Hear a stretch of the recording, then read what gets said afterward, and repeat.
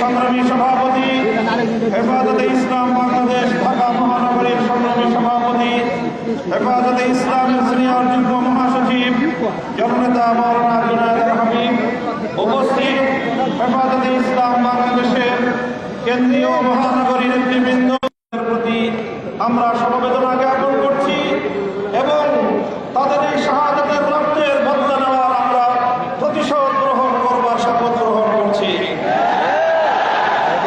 আমরা এই বাংলাদেশের রাজধানী ঢাকায় আমরা অনতিবিলম্বে ইসরায়েলের বিরুদ্ধে আন্তর্জাতিক মহল, বিশেষ করে জাতিসংঘের পক্ষ থেকে স্পষ্ট নিষেধাজ্ঞা আরোপের জোর দাবি জানাই।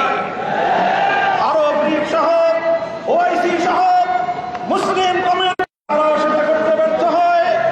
আমি শাহজালালের পূর্ণভূমি বাংলাদেশের মসজিদের নগর রাজধানী ঢাকার জাতীয় মসজিদের প্রাঙ্গণে দাঁড়িয়ে বাংলাদেশের সরকারকে বলতে চাই, ফিলিস্তিনকে রক্ষা করার জন্য গাজার মা বোন এবং শিশুদেরকে নারকীয় হত্যাকাণ্ডের হাত।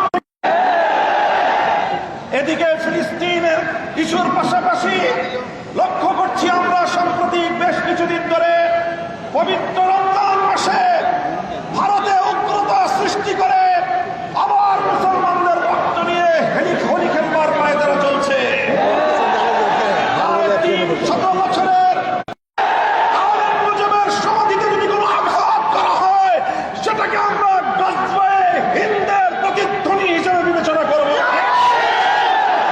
সংগ্রামী সাথী ও বন্ধুগণ, আমি বাংলাদেশ সরকারকে বলবো, আমি আমার সরকারকে স্পষ্ট বার্তা দিতে চাই, শুধুমাত্র আর যদি সেটা ভারত করতে ব্যর্থ হয়, আমি বাংলাদেশ সরকারকে বলবো ভারতের বিরুদ্ধে আন্তর্জাতিক অঙ্গনে কূটনৈতিক পদক্ষেপ গ্রহণ করবার জন্য।